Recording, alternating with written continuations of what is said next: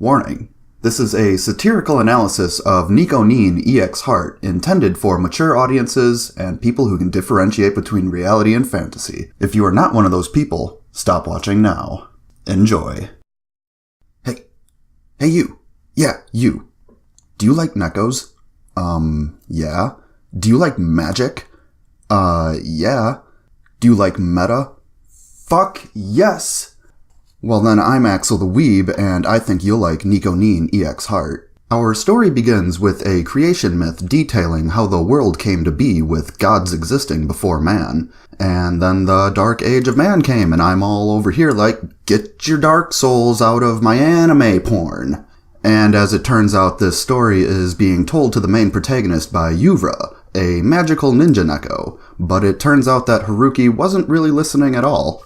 The Nekos say that Haruki is their lord, and this causes Haruki to talk directly to the audience about how he's just an average student that you'd see in any manga. God, I'm loving the complete self-awareness right off the bat. The Nekos say that they haven't eaten in 3 days, and Haruki tells them that there is no way his middle-class family was connected to any ninja clans, and that they couldn't support 2 more people living in his house, but he would take them in for a single meal. Once the Nekos are done eating, Yura pledges her loyalty to Haruki, and then the bitch pulls like a fucking knife on him. Eventually, Haruki puts both Yura and Tama outside after telling them that his family isn't rich enough to support them. Haruki says that it's not an easy decision to make, but they do have cat ears coming out of their heads. Yes, more self-awareness.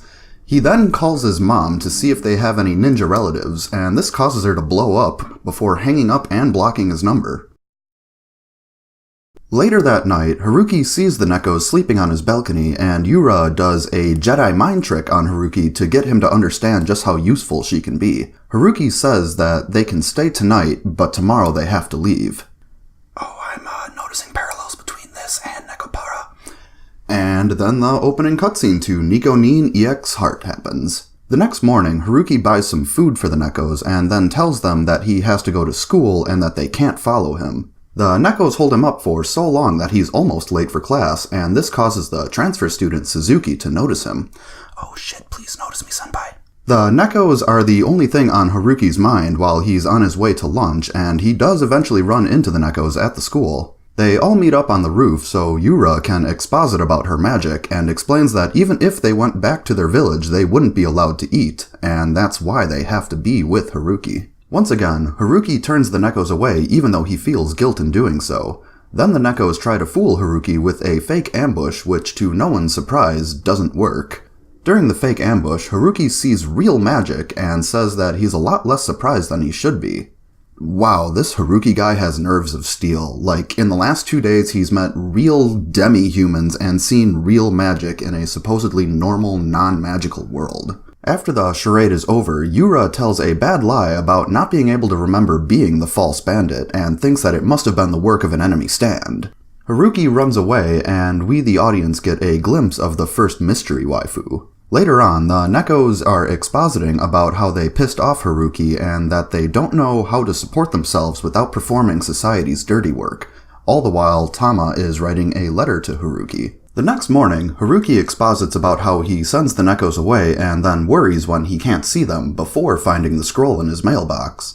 Haruki thinks about how the Nekos could be anywhere and then goes, "They were cats and ninjas. Anything went." Soon after, we are met with the first decision of the game. You can go home or try to read the letter. If you go home, Haruki runs into Yura, and all she does is try to seduce him before Tama walks in on them for the good old-fashioned H-scene bait-and-switch. And if you try to read the letter, we get a pretty depressing scene about no one being able to find Tama until she tackles and cries to Haruki about how he stood her up because he couldn't read the letter, followed by her version of the H-scene bait-and-switch. Once the timelines converge, we get to see where the Nekos have been staying, and it turns out that they've just been living in the park. Yura explains that no one can see them because of the magic barrier they put up. Feeling guilt for the Nekos' situation, he lets them stay the night with him before thinking, I let them in today, so that's how it's gonna be tomorrow, and the day after.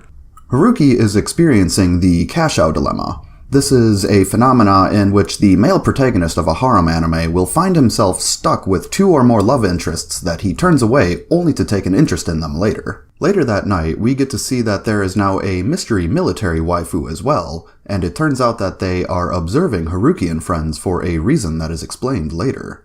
Really all that happens next is a montage of the Nekos following Haruki as he works until the second H-scene bait and switch happens. Then they all go back to the park so Yura can basically say, "Hey, just fuck me already." In which Haruki goes, "Yeah, hold on, I first have to exposit about where the plot will go next, before we can have the first proper H-scene." The next day is your standard slice-of-life harem scene of Tama getting all jelly of Yura, and then she disappears, only to come back out of hiding after Haruki runs into her 3 times when she's in her cat form. Once found, everyone gets together to say sorry, and then Yura says that she's writing herself out of the scene so that Tama can have her first H-scene. The next day at school, Haruki and friends have lunch on the roof so the Nekos can talk about how hard Haruki is working, and this causes Haruki to feel like he's in a harem anime. And in a stroke of true self-awareness, Haruki explains just how impossible it is for the Nekos to get a job in the real world. Yura then foreshadows the existence of a third sister, and then the Nekos feel like they're being watched. After work, Haruki says that he almost has enough money for a deposit on an apartment before meeting up with the Nekos so that they can all slice of life at each other for the rest of the scene. The next morning, we are faced with the most difficult decision of the whole visual novel: Yura or Tama. The Yura timeline shows Yura failing at a ramen eating contest in the build-up to her H-scene, and the Tama timeline shows Tama getting jelly and thinking that Haruki likes school more than her before her H-scene. Once the timelines converge, Haruki finds a great deal on an apartment, but he also has to go to work that day. Yura has a great idea that she'll use a mirror clone jutsu and go to the real estate interview, but to no one's surprise she couldn't land the apartment, because even though she may look like Haruki, she was still acting like her catgirl self. Later on, Haruki thinks that the Nekos could just live in his closet like Bender from Futurama, before his dad tells him that he's going on a business trip for the next month. The next morning, Haruki tells the Nekos the good news to kick off the final act of NEKO-NIN, in which our protagonists get attacked by the Mystery Waifu Squad. In this attack, the Nekos are captured and Haruki is knocked out, only to be woken up by Aya. Once awake, Haruki follows the lock of hair given to him by Tama so that he would be able to find them in an abandoned hospital. Once there, Haruki is almost spotted by the mystery Neko waifu before fooling her with his impression of a cat's meow, so that he can get into the hospital. Before Haruki finds the Nekos, he gets into a fight with a huge ogre-looking guy and finally frees the Nekos from their magic prison. We get a few scenes of the Nekos showing off their power. Before the final escape attempt, Haruki and Yura run into the military waifu Saya. Saya flips the script and says that she is protecting Haruki from the Nekos. She says things like, "You forced yourself on him and invaded his property." Haruki tries to defend the Nekos before Saya says that he is under their spell and that there have been 1,021 incidents caused by runaway ninjas last year. She also says that most of them follow the exact same pattern and that all of this talk about serving one's master is a scam. Yura then exposits about how Haruki took them in with open arms, and then the big ogre from before attacks one more time only for Tama to step in the last second, causing Saya to say that they passed the test. Saya then exposits about how it was Haruki's mom that agreed to put the Nekos up to this test of strength and loyalty. And then I'm all over here like, dude, like what the fuck is this Shutter Island nonsense? This was all just some fucking elaborate play? I mean, at least in Nekopara, they only had to take like a fucking written exam that took like a day or a week at most, depending on what volume you're reading, but like a whole fucking fight to the death? Really?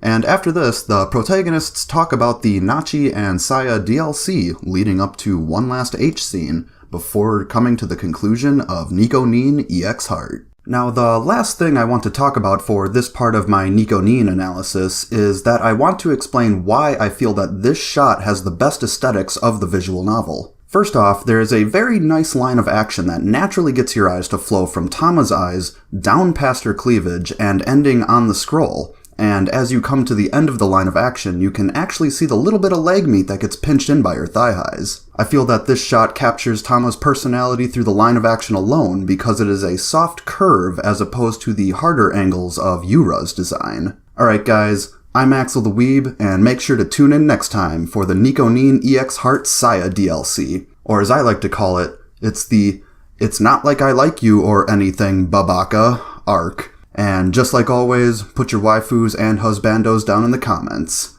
See you later.